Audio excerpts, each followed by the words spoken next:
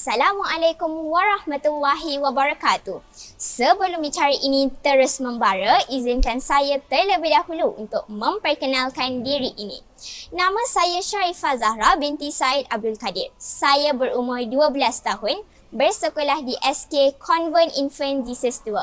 Kod sekolah saya MBB 2049.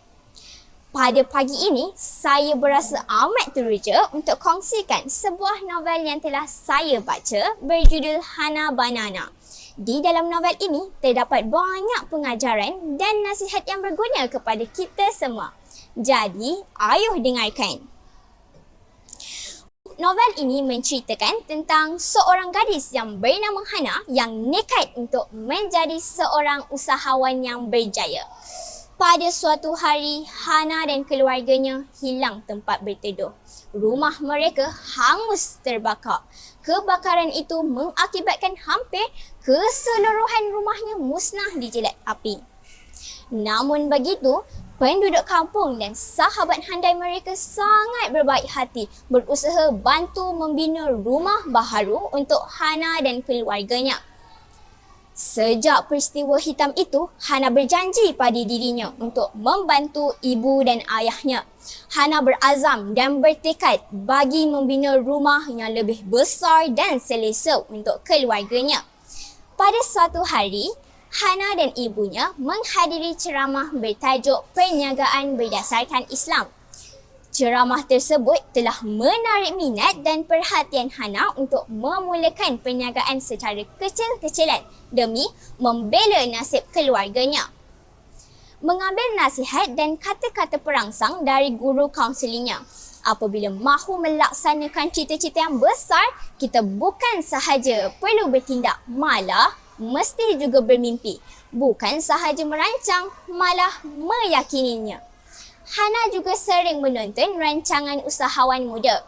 Rancangan itu menyiarkan kisah orang muda yang berjaya dalam perniagaan dan keusahawanan. Hana bertekad, sekiranya mereka boleh, maka saya pun pasti boleh. Apa yang penting, saya perlu sentiasa berusaha tanpa berputus asa. Hana bercadang untuk memulakan perniagaan pisang goreng di hadapan rumah mereka. Hal ini kerana modal yang diperlukan adalah sedikit dan bekalan pisang boleh diperolehi dari kebun pisang ayahnya. Hana mula membuat jadual belajar dan memasukkan masa berniaga di dalam jadual itu. Hana tidak mahu pelajarannya terjejas. Pisang goreng Hana mendapat sambutan baik dari penduduk sekitar. Hana turut berusaha dengan lebih giat untuk mengembangkan perniagaan pisang gorengnya. Selain menjual pisang goreng biasa, Hana juga menjual pisang goreng yang disalut dengan coklat, keju serta susu pekat. Kreativiti dan inovasi yang dilakukan oleh Hana telah mendapat sambutan luar biasa dari para pembeli. Mereka amat suka membeli goreng pisang Hana kerana ianya sedap, rangup dan harga yang berpatutan. Layanan mesra juga turut diberikan. Hana kemudiannya berjaya membuka cawangan kios pisang goreng di kawasan bandar. Kehidupan mereka sekeluarga menjadi lebih senang dan mewah. Selepas Hana dan rakan-rakannya tamat persekolahan, mereka mendapat tawaran menyambung pengajian ke peringkat universiti.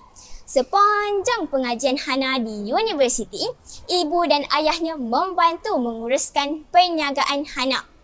Semua rakan-rakan Hana terpaksa membuat pinjaman bagi membiayai pengajian mereka. Namun, Hana hanya menggunakan wang simpanan hasil bisnes pisang gorengnya. Di universiti, Hana aktif melibatkan diri dalam setiap aktiviti keusahawanan. Disebabkan kesungguhannya, pihak universiti memberikan satu tapak berniaga di kawasan universiti bagi memberi galakan kepada Hana. Kini, Hana tersenyum puas, merasa bangga dan bersyukur dengan kejayaan yang dicapainya. Pengajaran dan kesimpulan dari novel ini sekiranya ingin berjaya, kita haruslah berusaha bersungguh-sungguh, nekat serta tidak mudah berputus asa. Selain itu, ambil kira semua nasihat, doa dan restu dari ibu bapa serta guru. Bagi saya, buku ini amat mudah difahami oleh semua. Penulisannya menarik dan tersusun.